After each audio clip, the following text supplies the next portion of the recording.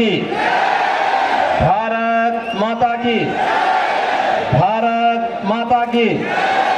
वंदे वंदे वंदे। नमः पार्वती पतिये हर हर।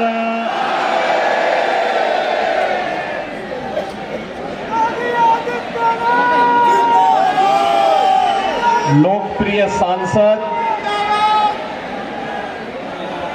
सुश्री बांसुरी स्वराज जी, उत्तर पश्चिम दिल्ली के लोकप्रिय सांसद श्री योगेंद्र चंदोलिया जी, भारतीय जनता पार्टी के राष्ट्रीय महासचिव, करोल बाग विधानसभा क्षेत्र से प्रत्याशी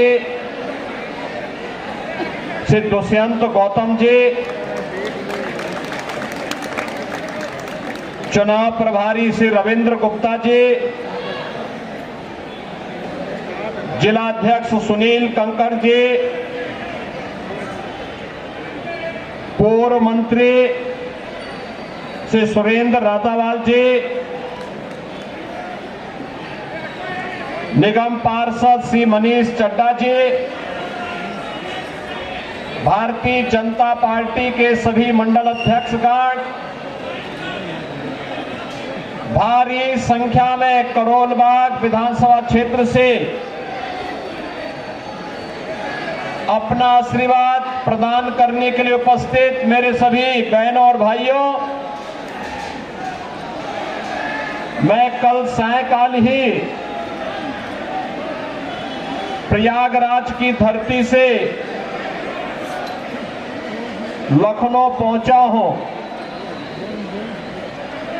इस सदी का महाकुंभ इस समय प्रयागराज में चल रहा है। मां गंगा, यमुना और मां सरस्वती के पावन त्रिवेणी के संगम पर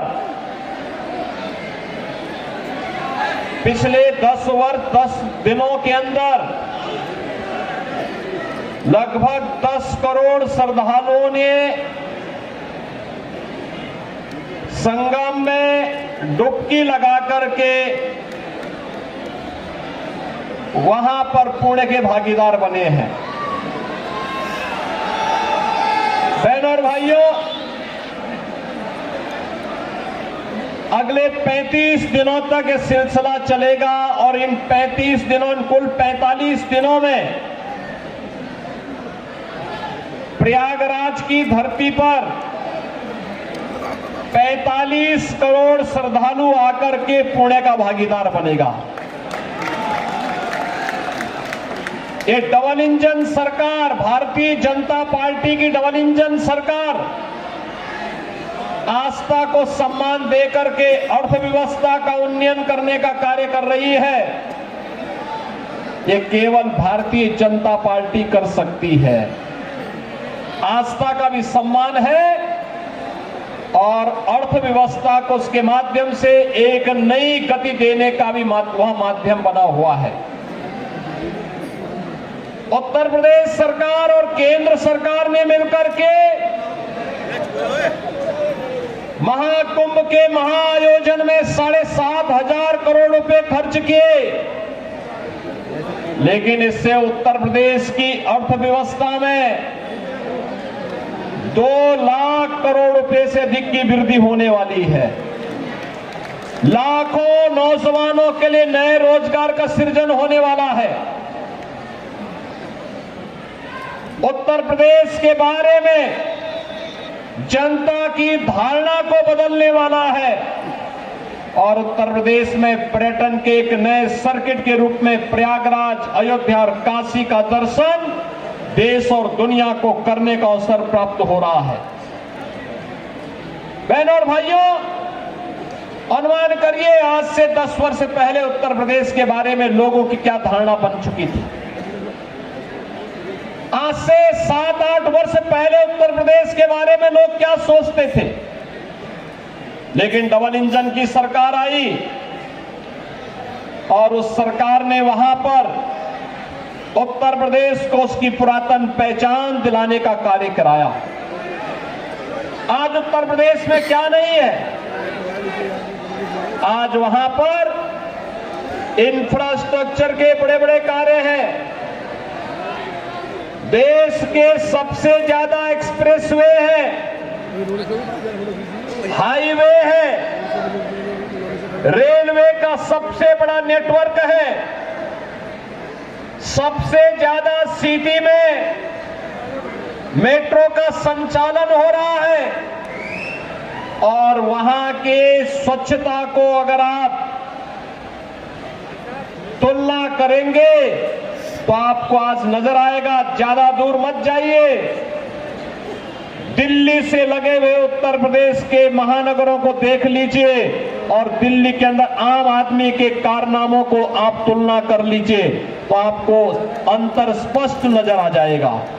और मैं इसीलिए आपसे कहने के लिए आया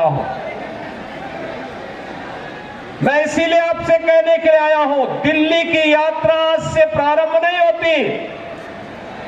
5000 वर्षों का इतिहास है दिल्ली का।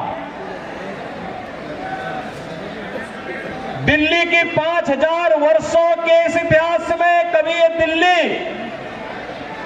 इंद्रप्रस्थ के रूप में जानी जाती थी। ये दिल्ली अपने वैभव के लिए जानी जाती थी। दिल्ली के कार्य आज से 10 वर्ष पहले तक मॉडल के रूप में देखे जाते थे। लेकिन बहनों और भाइयों, आज मुझे जब दिल्ली चुनाव प्रचार की दिशा से तमाम मार्गों को जाना पड़ा तो यहां पता ही नहीं लग रहा था कि सड़क है या गड्ढा है, गड्ढे में सड़क है या सड़क में गड्ढा है। और इसीलिए मुझे 1 घंटा लेट हुआ आपके कार्यक्रम में आने में। मैं भौचक था यहां पे देख करके कि राष्ट्रीय राजधानी दिल्ली की सड़कों की दुर्गति। और बहनों और भाइयों, यही नहीं, जब मैंने सड़कों पर गंदगी का ढेर देखा, कूड़ा पड़ा हुआ है, प्लास्टिक से सड़कें पटी हुई है, गंदगी का ढेर जगह जगह लगा हुआ है, गंदगी के बड़े बड़े पहाड़ दिखाई दे रहे हैं, सीवर लाइन सड़कों पे बह रही है। और दिल्ली, अभी तो ये जनवरी चल रहा है, आप देखना फरवरी के बाद जब पेयजल का संकट आता है, टैंकर माफिया यहां पे हावी होगा, तब का क्या दृश्य होता है। बहनों और भाइयों, ये दुर्गति करने का सबसे बड़ा अपराधी कोई है तो और कोई नहीं, अरविंद केजरीवाल नाम का जीव इसका सबसे बड़ा अपराधी है, सबसे बड़ा अपराधी है।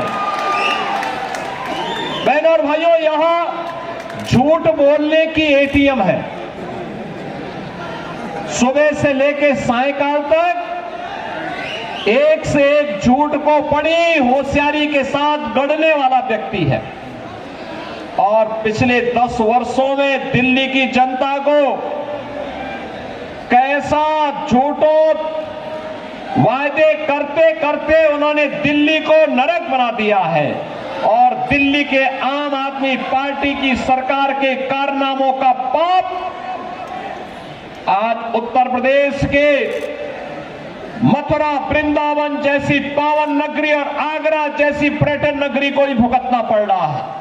जब यमुना जी का पानी यही दिल्ली में एक नाले में तब्दील हो जाती है, नमामि गंगे परियोजना के माध्यम से एक और गंगा के पानी को प्रधानमंत्री मोदी जी के विजन के कारण, उनके नेतृत्व में अविरल और निर्मल उत्तर प्रदेश के अंदर बना दिया गया। उसका परिणाम है कि प्रयागराज में आप जाएंगे, कल आपने देखा होगा कि उत्तर प्रदेश सरकार का पूरा मंत्रिमंडल 54 सदस्यीय मंत्रिमंडल ने संगम में डुबकी लगाई एक साथ। आनंद की अनुभूति, पुण्य का लाभ हमने प्राप्त किया। इसलिए क्योंकि अब प्रयागराज में मां गंगा का जल बहुत शुद्ध है, त्रिवेणी में जल बहुत शुद्ध है। नमामि गंगे परियोजना का लाभ वहां लिया गया, उसे पूरी ईमानदारी के साथ लागू किया गया। लेकिन दिल्ली के अंदर यमुना की शुद्धि हो, इसके बारे में कभी कोई चिंता से अरविंद केजरीवाल ने और उनकी टीम ने नहीं किया। मैं पूछना चाहता हूं और मैं उनसे चुनौती भी देता हूं, जैसे उत्तर प्रदेश के प्रयागराज की त्रिवेणी में उत्तर प्रदेश सरकार के सभी मंत्रियों ने कल मेरे साथ डुबकी लगाई है। अरविंद जी, एक दिन आप भी अपने मंत्रियों के गिरोह को लेकर के जाइए और यमुना जी में डुबकी तो लगाइए थोड़ा। दिल्ली की जनता भी देखेगी कि आपने अपनी विरासत की इस पावन नदी को कहां रख करके छोड़ा है। ये दिल्ली की सड़कों पर बह रहा सीवर, दिल्ली के अंदर आसन्न पेयजल का संकट, गंदगी का ये ढेर, गड्ढों में तब्दील सड़कें आम आदमी पार्टी के उन कारनामों को बताता है जिसके लिए लगातार भारतीय जनता पार्टी लगातार आवाज उठाती रही है। बहनों और भाइयों, आज आप तुलना करना चाहेंगे, केवल एक तुलना आप इससे कर सकते हैं। दिल्ली में ओखला औद्योगिक नगर भी है। पिछले 10 वर्ष में वहां कोई नया उद्योग नहीं आया। जो उद्योग लगे थे उनको कोई बुनियादी सुविधाएं नहीं मिलती हैं।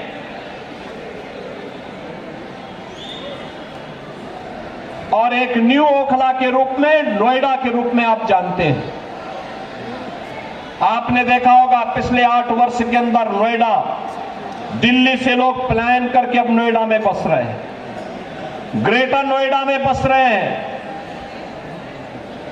वहां के इंफ्रास्ट्रक्चर को दिल्ली के इंफ्रास्ट्रक्चर से तुलना करिए, जमीन आसमान का अंतर नजर आएगा। वहां की सड़कें, वहां की सुविधाएं, वहां का सिस्टम, नोएडा हो या ग्रेटर नोएडा या फिर गाजियाबाद, अगर इनकी तुलना दिल्ली के अंदर की सड़कों से करेंगे बहनों भाइयों, तो आम आदमी पार्टी स्वयं अपने अंदर झांकने के लिए मजबूर हो जाएगी और इनके सामने प्रश्न करना चाहिए कि एक बिगड़े हुए उत्तर प्रदेश को बदल करके वहां सुविधा संपन्न प्रदेश बनाने का कार्य किया, एक सुरक्षित प्रदेश बनाने का काम किया भारतीय जनता पार्टी की डबल इंजन सरकार ने। आज नोएडा, ग्रेटर नोएडा और उत्तर प्रदेश में निवेश आ रहा है, दिल्ली में निवेश 0। यहां के उद्योग, यहां पर कोई उद्योग लगे, रोजगार का सृजन हो, यहां पे आम आदमी पार्टी ने कभी इसके लिए प्रयास नहीं किया। जो उद्योग चल रहे थे, बंदी के कगार पर पहुंचे, उनको रोकने के लिए कोई प्रयास नहीं किया। इनका तो एक ही उद्योग है, इन्होंने ओखला में और दिल्ली के अंदर हर महत्वपूर्ण स्थलों पर इन्होंने बांग्लादेशी घुसपैठियों को बसाने का काम किया। आपने देखा होगा अभी 2 वर्ष पहले जामिया मिलिया और उसके आसपास के क्षेत्रों में उत्तर प्रदेश सरकार की सिंचाई विभाग की जमीन पर भी इन्होंने, इनके विधायकों ने, इनके पदाधिकारियों ने, इनके पार्षदों ने बांग्लादेशी घुसपैठियों को बसाने का काम किया था। मैंने 2-3 बार बातचीत करने का प्रयास किया कि भाई उत्तर प्रदेश सरकार की जमीन पे मत बसाओ, लेकिन जब इन्होंने जबरदस्ती किया तो मुझे उत्तर प्रदेश से बुलडोजर भेजना पड़ा था उनको हटाने के लिए। और बहनों और भाइयों, मैंने उनको वहां पूरी निर्ममता के साथ अपनी सरकारी जमीन खाली करवाई और फिर उसे बैरिकेड करके उत्तर प्रदेश की पीएसी को वहां तैनाती दे दी है कि भाई अब आप यहां रहिए। दिल्ली की जनता के लिए कोई इंस्टीट्यूशन बनेगा, कोई सुविधा बनेगी, हम वहां उनको वहां पर उनके लिए जमीन उपलब्ध करवाएंगे, लेकिन विदेशी घुसपैठियों के लिए 1 इंच जमीन हम लोग दिल्ली के अंदर नहीं देंगे। बहनों और भाइयों, इन्हें आपकी आस्था का ख्याल नहीं है। आपने देखा होगा 2 दिन पहले मैं भी एक न्यूज पढ़ रहा था, पंजाब से कुछ बहनें आई थी, उन्होंने केजरीवाल जी के घर का घेराव किया और घेराव करते हुए उन्होंने कहा कि पंजाब में जो वायदा किया था आपने 1000 रुपए प्रत्येक महिला को देने के लिए, 2 वर्ष हो गए, 1 पाई नहीं मिली है। क्या हुआ वायदा का? और यही वायदा ये दिल्ली की जनता से भी करते रहे, यहां की जनता जनार्दन से भी करते रहे। ये दावा करते हैं कि आप बिजली दे रहे हैं। बहनों और भाइयों, दिल्ली की बिजली सबसे महंगी बिजली है और 24 घंटे बिजली नहीं मिलती है। मैं आपसे कहना चाहता हूं, आप आइए हमारा पश्चिमांचल क्षेत्र, ये मेरठ से लेकर के आपका गाजियाबाद तक की पूरी बिजली पश्चिमांचल विद्युत वितरण उत्तर प्रदेश पावर कॉर्पोरेशन करता है। बिजली मिलती है 5 रुपये 24 पैसे पर यूनिट और दिल्ली में बिजली का रेट है 9 रुपये से लेके 10 रुपया। अनुमान करिए, हम लोग मेरठ हो या गाजियाबाद 24 घंटे बिजली दे रहे हैं, लेकिन दिल्ली में बिजली की कट बहुत ज्यादा है, पानी नहीं है, जल सुविधाएं नहीं है। लेकिन इन्होंने बांग्लादेशी घुसपैठियों की मदद से यहां पर इनके पार्षद और इनके पदाधिकारियों ने मिलकर के 2020 में किस निर्ममता के साथ दंगा करवाने का काम किया था, कैसे शाहीन बाग में इन्होंने अराजकता और गुंडागर्दी करने का काम किया था।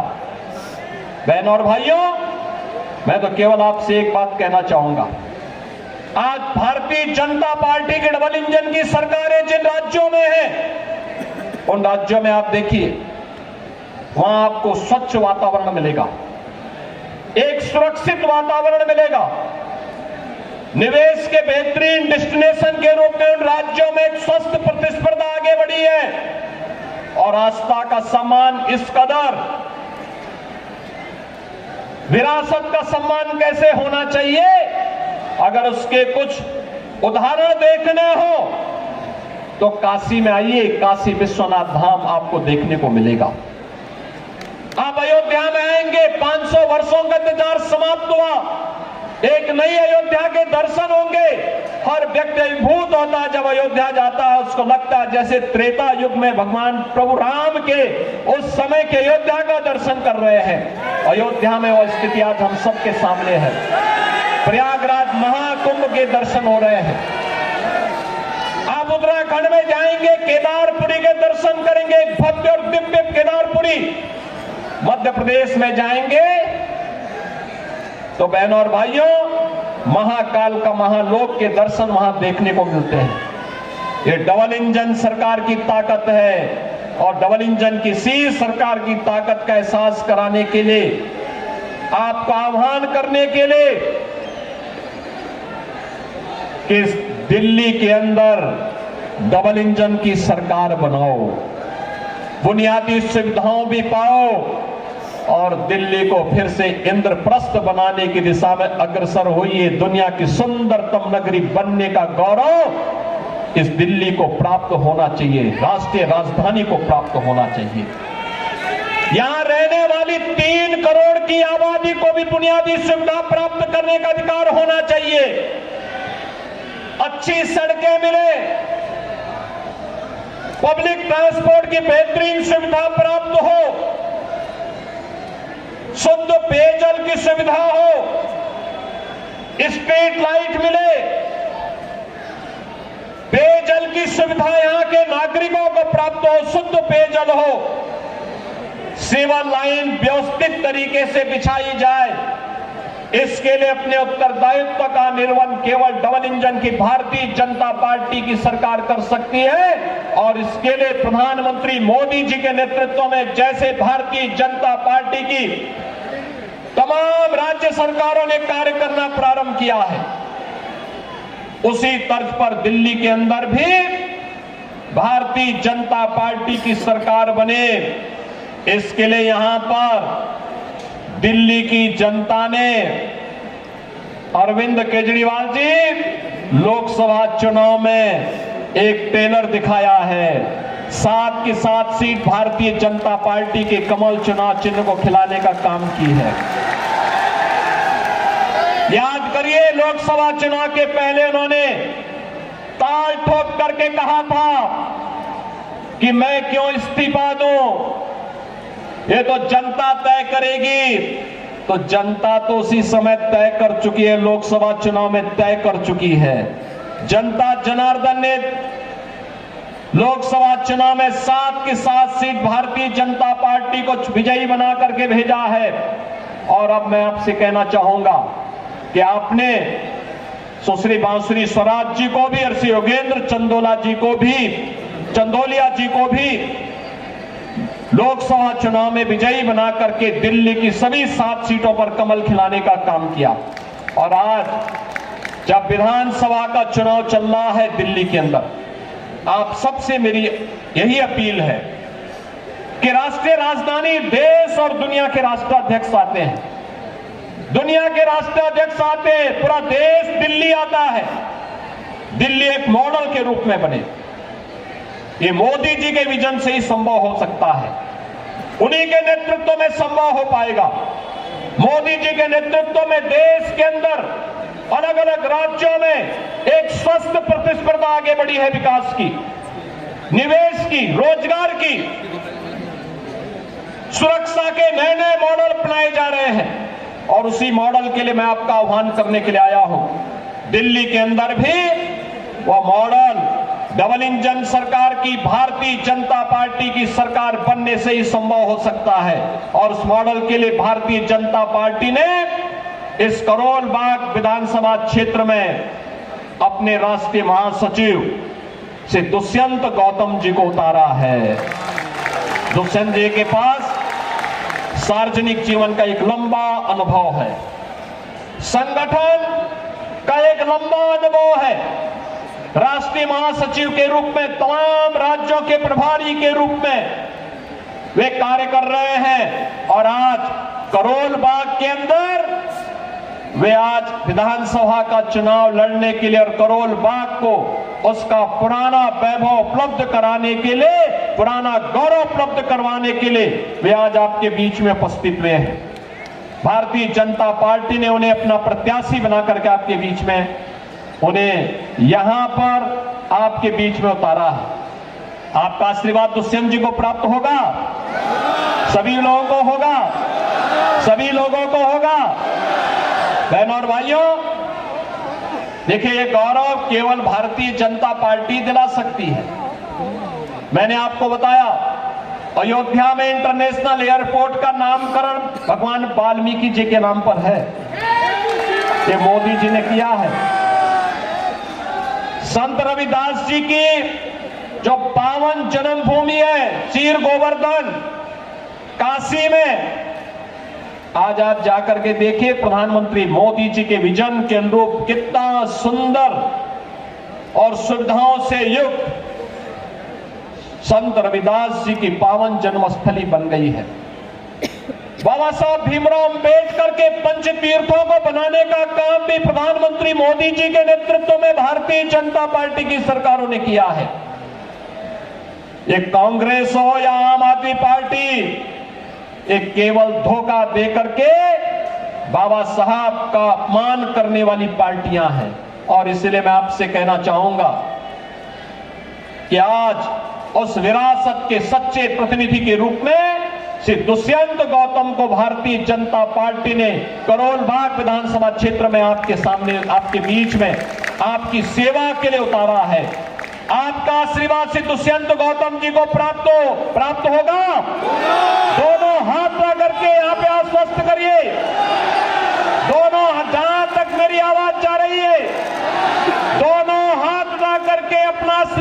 दुष्यंत गौतम जी को दीजिए। देंगे? दोनों हाथ ला करके बोले, मेरे साथ बोलेंगे, भारत माता की